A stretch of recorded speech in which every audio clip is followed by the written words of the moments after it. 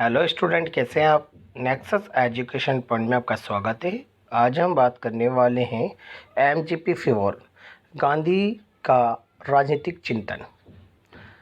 Topic है सत्याग्रह, most very important है। चलिए शुरू करते हैं। गांधी जी के सत्याग्रह की अवधारणा की विवेचना कीजिए। इसका आंसर है सत्याग्रह का अर्थ है सत्य पर रहना, सत्य पर चलना और किसी भी अवस्था में इसका साथ ना छोड़ना सत्याग्रह कहलाता है। गांधी जी के अनुसार सत्याग्रह एक जीवन दर्शन है जो असत्य तथा अन्याय का विरोध करता है।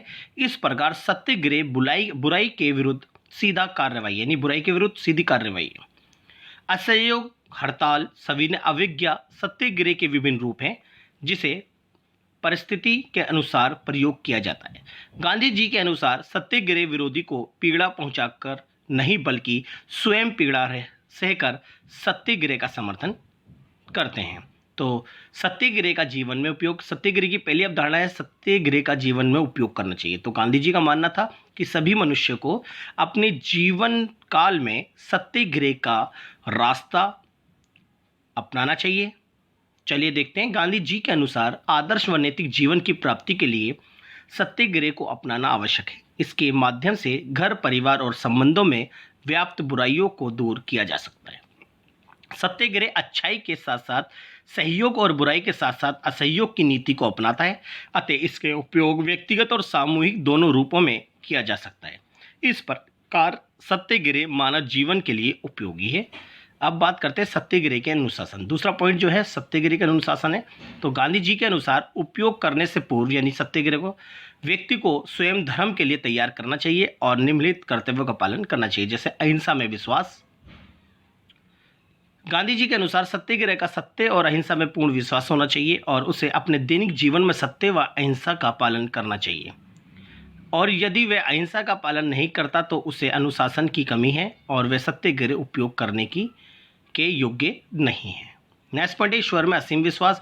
तो गांधी जी ने सत्याग्रह को प्राप्त करने के लिए ईश्वर में पूर्ण विश्वास होना चाहिए, क्योंकि सत्य ईश्वर का पर्यायवाची है, अतः सत्य की प्राप्ति के लिए ईश्वर की प्राप्ति के समान है। यानी हमने सत्य को प्राप्त कर लिया तो समझ लो ईश्वर को प्राप्त कर लिया। नेक्स्ट है स्वयं नियंत्रण। यानी गांधी जी ने सत्य को प्राप्त करने के लिए अपने आप पर नियंत्रण रखने को कहा। गांधी जी के अनुसार सत्याग्रहवादी को स्वयं पर पूर्ण नियंत्रण होना चाहिए, क्योंकि सत्याग्रह को प्रत्येक परिस्थिति में अपनी इच्छा और हिंसा करने की प्रवृत्ति पर नियंत्रण रखना होगा। तो सत्य को प्राप्त करने के लिए चौथा पॉइंट बताया चोरी ना करने का व्रत। गांधी जी के अनुसार सत्याग्रह को असत्य का व्रत रखना चाहिए, अर्थात चोरी ना करने की प्रतिज्ञा लेनी चाहिए और बिना आज्ञा के दूसरे की वस्तु नहीं छूना चाहिए और हर प्रकार के लालच से दूर रहना चाहिए। और पांचवा है अपरिग्रह का पालन। गांधी जी के अनुसार सत्याग्रह को वस्तु का संग्रह नहीं करना चाहिए और जमाखोरी, मुनाफेखोरी जैसी समस्याओं को सुलझाया जा सकता है। यानी इन्हें अपरिग्रह यानी त्यागने की भावना का समर्थन करा। नेक्स्ट है छठा स्वदेशी का प्रयोग। गांधी जी के अनुसार सत्याग्रह को विदेशी चीज़ों का पालन करना चाहिए और स्वदेशी चीज़ों का पालन करना चाहिए और विदेशी वस्तुओं के प्रयोग से बचना चाहिए, क्योंकि इससे देश की आय और रोजगार में वृद्धि होगी। और सातवां पॉइंट है नशीली वस्तुओं का परहेज।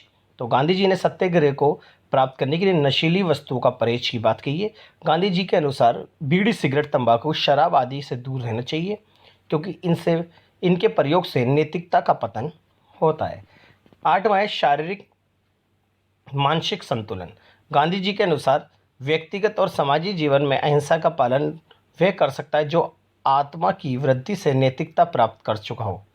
इसलिए